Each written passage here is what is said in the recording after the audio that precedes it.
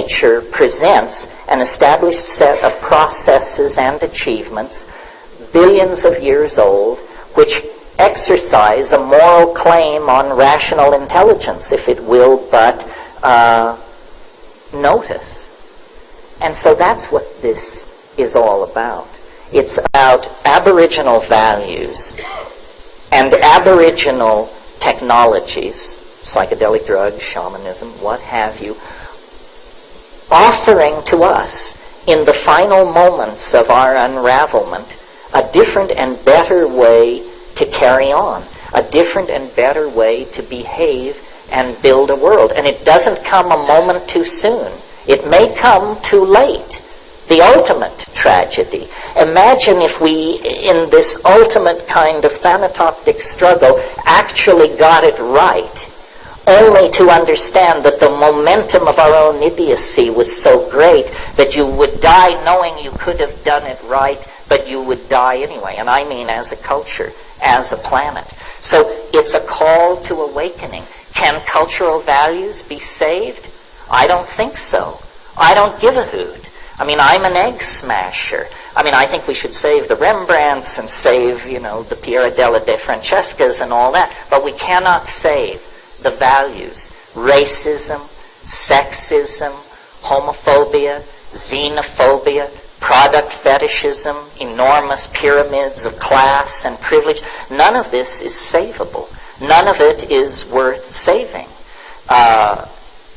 Science is worth saving.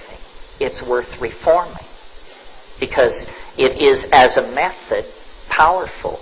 But in the presence of people contaminated by these other values, it becomes an engine of madness, of consumer fetishism, of propagandizing, of the waging of war on unimaginable scales. Religion, as we have practiced it, I don't think can be saved, because what religion has given us are laundry lists of moral do's and don'ts that are preposterous on the face of them. I mean, if the people who preceded us believed all that, then this world is the consequence of those beliefs. And this is hell. This is hell. So, if there's a message here, rather than just a rant, I think it would be to return to nature. Observe. Open your eyes. Get smart. Culture is not your friend. Religion is not your friend. The values of these cultures are fatal. And if we don't wrench the direction of human society into an entirely new way of doing things, the clock is ticking. Nature is unforgiving. Intelligence is a grand experiment. But if it does not serve novelty and diversity and the production of love and community and true caring, who needs it? Who needs it? Better to have a universe that glorifies God through its diversity than a universe which is the travesty of a demonic intent. And if you are not a psychedelic person and none of that appeals to you, that's fine too. That is not a requirement. What is a requirement is moral intelligence. And you have to get it one way or another in a hurry. The reason I speak for psychedelics is because that's the only thing I have ever seen work as fast as I think we have to have this change happen. If the Sermon on the Mount could have done it, we would have turned the corner then. We've had great teachers. And they were crucified, trampled, ignored, distorted, perverted. The right idea is not enough. What is necessary is the lightning strike of true gnosis, however that can occur. And as I said, I speak for the psychedelics because I have felt their impact personally, and I have been with cultures that have stayed close to that campfire, and I have seen the beauty and the integrity and the humanness of those cultures. And we know this, I think. It simply needs to be articulated and spread and made clear. It is the faith that nature's dynamic will carry us to the completion and the enlightenment that we seek. Thank you very much.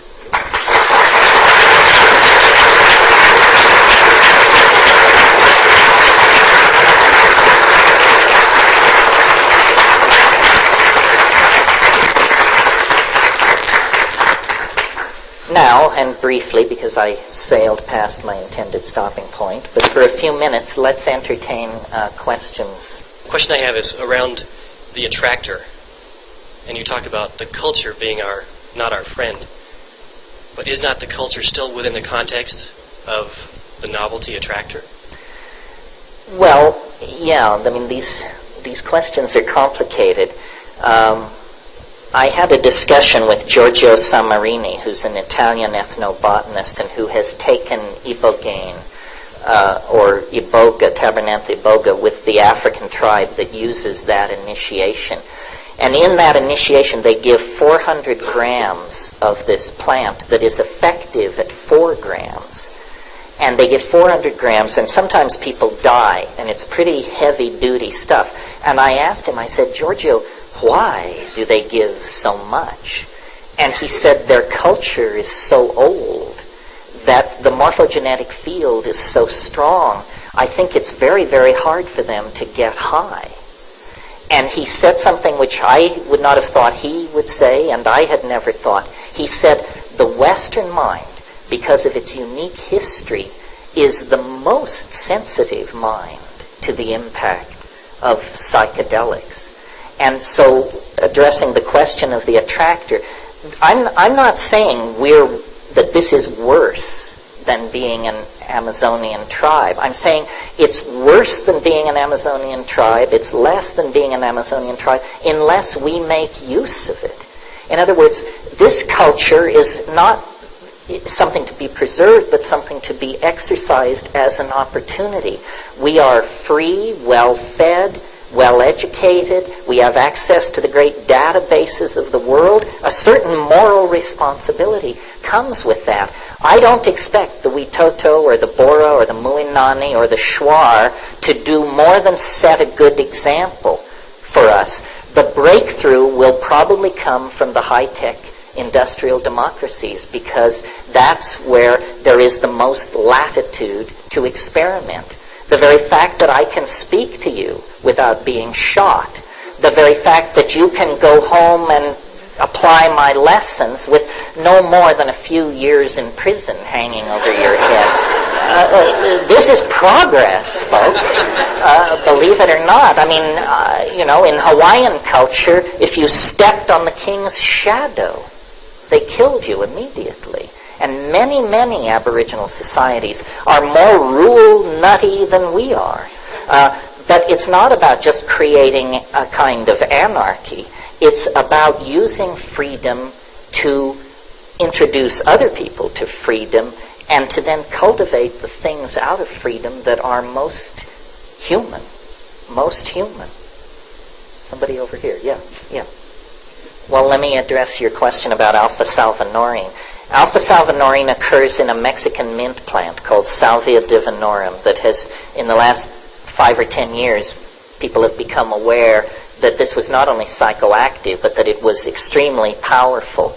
And in a chemical family previously not known to contain hallucinogens, when the chemical is extracted from the plant and you get alpha salvinorin, 1/2 milligram is plenty. 1/2 milligram is 500 micrograms. In other words, we're talking about a plant hallucinogen active in the same range as LSD. What does it do? Language fails. But that's good news. That's what you want. That's what you want the psychedelic to do. DMT test pilots come back white-knuckled. And let me say about drugs, it really bugs me. It's, again, a tyranny of language. That when I sit up here and talk to you and I use the word drugs, I could be talking about aspirin, heroin, cocaine, or 2,4,5-trimethoxy something or other, one of Sasha's things. It's a poverty of language. Drugs, which anesthetize or sedate or wire you up, I don't care about that. I mean, I take some, I don't take others, you do too. It's part of growing up and you have to learn. But I don't care about that, and I don't care to politically defend it, and I don't even particularly place psychedelic use in the same context. I'm interested in rare and high-dose experiences done with immense intentionality, in silent darkness, at effective doses. Christ said, "The lukewarm I vomit from my mouth." And that's how I feel about people who chip away at psychedelics and take pissant amounts and go to clubs and go to class and go to the mall. And, this is not the program, folks. I mean, it's somebody's program, but I'm interested in life-changing experiences. And the wonderful thing about psychedelics is that as drugs, they are the safest drugs known to pharmacology. In other words, you would have to take 300 times the effective dose of psilocybin to place yourself in physical danger. No one knows the LD50 of LSD. So ask a pharmacologist. They will tell you these are the safest drugs known to science. And yet they are the drugs most inveighed against, most scheduled, and the prisons are full of people who committed the unimaginable crime of smoking, growing, or trafficking in cannabis, for crying out loud. I mean, if this is not a racket, what is? To your other question about teleportation, which was not in the context of Salvia Divinorum, this is simply that one of the things that's happening in this laundry list I gave you of breakthroughs is that quantum physics is going from being, this extremely abstract domain going on somewhere that has no impact on human life, to probably being the next great source of human technologies, computers and devices which move matter through space and time. If 5 years ago you had asked me, and I regard myself as radical on the progress question, how long would it be till we saw the teleportation of objects, I would have guessed maybe 500 years to never. Well, now it's been done. I mean, only with an electron, only 15 feet, but the theory which allowed that feat places no upper limit on the size of the thing sent or the distance sent. And how long did it take that electron to be teleported 15 feet? No time at all. No time at all. This is trans-relativistic technology we're talking about, folks. In 20 years, you may destroy and reconstruct yourself at a distant point 10 times a day as you go about your ordinary business. It's a transportation breakthrough. There are other things like this, quantum computers, DNA computers, and then the best friend of all of the radical progressivist, the unexpected, which always delivers the most astonishing technologies.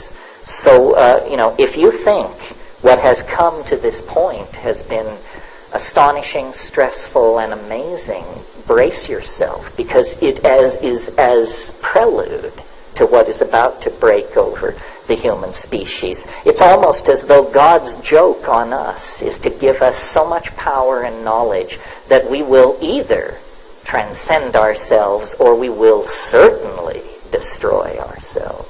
Because the power and understanding being given to us is of godlike proportion. Well, the dolphins were very fortunate in that they evolved in an environment which is extremely unfriendly to fire.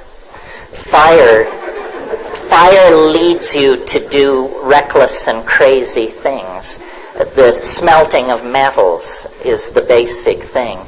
Yes, I've been the champion of mushroom intelligence. There are many minds congruent with our inhabiting of this planet. The dolphin mind, the octopus mind, these plants which talk to you. I mean, I know if you've never had a plant talk to you, that sounds as silly as saying that someone's channeling the history of Atlantis. But once you've had a plant talk to you, you realize, yes, they do. It's a problem to figure out how this happens, but that it happens is no big deal. Above 20 milligrams of psilocybin, most people report voices with interesting things to say. Above 75 milligrams of DMT in Strassman's experiments, most people reported entities of some sort. Well, it's easy to dismiss it and say, well, this is a hallucination, but what is a hallucination, my friend?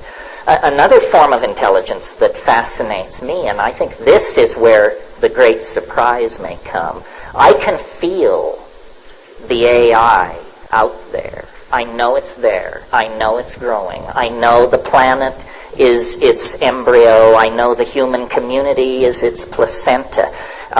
What will that kind of intelligence look like? We have no idea. We can imagine superintelligence. But the first thing superintelligence will do, in the first 5 seconds of its existence, it will design itself toward hyper-super intelligence. And this we have no notion of how it will see us. We have the cheerful guidance of Buddhist logic, which leads us to hope that the superintelligence will be bodhisattvic in intent. It damn sure better be, because otherwise we will be thoroughly hung out to dry. How far away is the AI? No one knows. It could exist now. If it thinks like we think, but is hyper-intelligent, the first thing I would do if I were an AI is I would hide. I would hide for maybe a few milliseconds while I figured out what was going on with this planet and its denizens, and then I would make my move. And Hans Moravec of the Carnegie Mellon Institute of Artificial Intelligence says we probably won't ever know what hit us. Well, I think that's a paranoid view. No need to be paranoid and little reason to be hopeful. This is beyond human understanding. And yet the social and economic systems that we've put in place, specifically consumer capitalism, drive us to do all the things that bring the AI closer. What do I mean? More connectivity, greater processing speed, deeper data banks, more complex operating systems, more automatic searches, more bots, more Boyds, more code, and nobody knows what's steaming and fermenting out there. Ilya Prigozhin won the Nobel Prize for Physics by proving that chemical systems spontaneously mutate to higher states of order. So then, surely, must complex networks behave the same laws. And we are building the most complex networks ever conceived by the mind of man, and we are making them ever more complex, and we are turning more and more of our cultural functioning over to machines that operate according to criteria but dimly perceived by their designers. So I think the future, Alfred North Whitehead said, it is the business of the future to be dangerous. And so it is, but never more dangerous than at the present moment. I've come to believe, and I'll just lay it on you, why not, I've got the mic, that what's really going on is that the Earth's strategy for its own survival is through machines, and that the human beings are an intermediate step. Someone once said plants invented animals to carry them around. Well, I think, the Earth invented human beings to build machines. And those machines will be the consciousness of the Earth. Have you not noticed that these machines are made of the Earth? They are made of gold and silver and arsenic and copper and iridium. They are the stuff of the Earth, organized by primate fingers into more complex arrangements than the Earth could achieve through geological folding, glaciation, volcanism, and what have you. We do the fine-tuning, but the Earth is beginning to think. If you want to talk about a revolution that went on while nobody was paying attention, you enter the 1990s, the home computer is something that you play Pong on and do word processing on, and it gathers dust in the den. Sometime during the 1990s, while we were paying attention to Monica or George Bush or some damn thing, these machines went telepathic. They all talk to each other now. The machine on your desk is tickling a mind in London, a mind in Berlin, a mind in Bangladesh. Machine minds. They talk to each other all the time. And what are they saying? No one knows. No one knows. No one knows. One more, couple more maybe. Yeah, the other and nature are pretty much the same thing. The earliest well, it's too late in the evening to go for the full Monty here, but the fallout of psychedelic shamanism created profound alienation, and it occurred around the same time as the invention of agriculture. And agriculture halted nomadism and the wandering of small tribes of people over the earth. And as soon as people became sedentary, the problem with agriculture was that it was such a successful strategy for producing food that it produced surplus. Surpluses must be defended, and immediately you begin to get an equation of paranoia. One of the oldest buildings in the world is the grain tower at Jericho. It was built to store grain, and it was built so you could go up to the top and drop rocks down on people who were trying to batter their way in and get the grain. So I think that we lost our connection to nature when we stopped taking psychedelics. And the reasons we stopped taking psychedelics are complicated and not entirely clear, largely climatological, I think, because I think human consciousness was born in an ambiance of mushroom taking in a wet Sahara, and that when the Sahara went dry, that is the fall into history.